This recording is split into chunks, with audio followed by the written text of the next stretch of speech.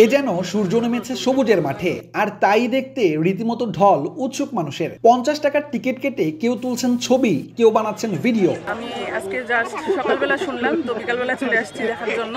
আমরা সবাই just enjoy করছি। শেরপুরের 9 কৃষকের গড়ে তোলা সূর্যমুখী বাগান এখন রূপ নিয়েছে কৃষি পর্যটনে। উৎসুক মানুষদের ঢল সামলাতে রাখা হয়েছে পাহারাদার।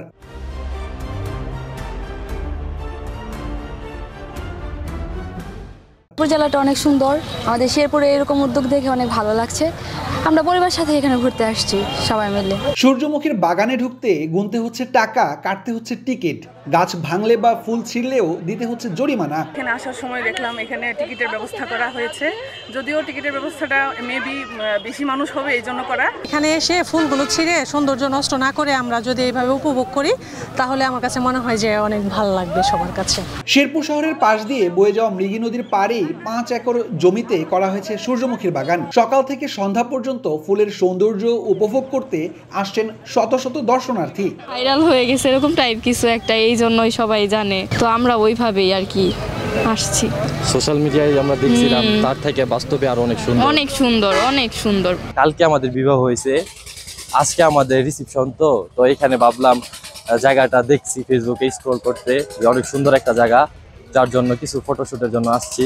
দর্শনার্থীর ভিড় বাড়ার সুযোগে টিকিট বিক্রি করে দিনে 5 থেকে 6 হাজার টাকা আয় করছেন বাগানের উদ্যোক্তারা। পাশেই বসেছে ফুচকা চটপটির দোকান। এই প্রথম আসলাম, অনেক ভালো লাগছে। আর টিকিট ব্যবস্থা করা উচিত, কারণ তাদের পরিশ্রম হয়েছে, টাকা পয়সা লাগছে বাগানটি করতে। অনেক সুন্দর, 50 টাকার বিনিময়ে এত সুন্দর দৃশ্য উপভোগ করা আসলেই ভালো, খুবই ভালো লাগতেছে। তবে বিষয়টা হচ্ছে এখানে আরেকটু ভালো উদ্যোগ নিলে ভালো হতো। চতুর্দিকে একটা বেষ্টনী থাকলে হয়তো অবশ্যই ভালো হতো। আর এদিকের যেহেতু অনেকে আসতেছে এবং এটা অবশ্যই আমাদের সবার জন্য প্রয়োজন আমাদের, কারণ আমাদের ঘোরাফেরা, বাচ্চা কাচ্চার সময়ের জন্য আমাদের খেলার মাঠ নেই। তারা হয়তো এই সময়টা এই জায়গায় আসলে তাদের একটা বিকাশ হবে, মানসিকভাবে বিকাশ হবে। শুধু সৌন্দর্য নয়, দেশের ভোজ্য তেলের চাহিদা মেটাতেও এই ফুলের চাষ গুরুত্বপূর্ণ। কম পরিশ্রম আর স্বল্প সময়ে ফসল তুলতে পেরে খুশি কৃষকরা।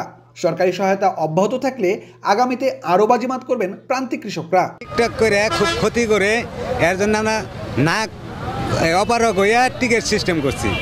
তাও টিকিট সিস্টেম করার পরেও তাও আমরা কুলায় করতে পারি না। এখানে টোটাল খরচ হয়েছে 1,09,000।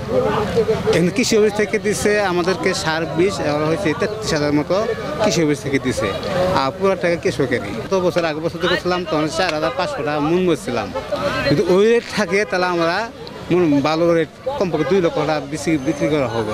লাভের জন্য করছি, দেশের তেল হবো, দেশের উৎপাদন হবো, ওইখানে আমরা করছি এটা জিনিসটা। সূর্যমুখীর আবাদ বাড়াতে প্রণোদনা আর পুনর্বাসনের আওতায় বিনামূল্যে বীজ ও সার দিচ্ছে খামার বাড়ি। সূর্যমুখী তেল কিন্তু যারা হার্টের পেশেন্ট তাদের জন্য অত্যন্ত উপকারী, কারণ এটার মধ্যে লিনোলিক অ্যাসিড থাকে এবং এটা বাচ্চাদের জন্য কিন্তু এই তেলটা অনেক বেশি উপকারী। আমরা কৃষককে দিয়ে মূলত এই নতুন ফসলটা এই জন্য করাতে চাচ্ছি যে তারা কৃষকরা এই সূর্যমুখী আবাদ করে লাভবান হবে, মানুষের উপকারও হবে। পাশাপাশি যেটা হয়েছে আসলে আমরা বোনাস হিসেবে যেটা পেয়েছি, সূর্যমুখীর মাঠটা আমাদের কৃষি পর্যটনে পরিণত হয়েছে।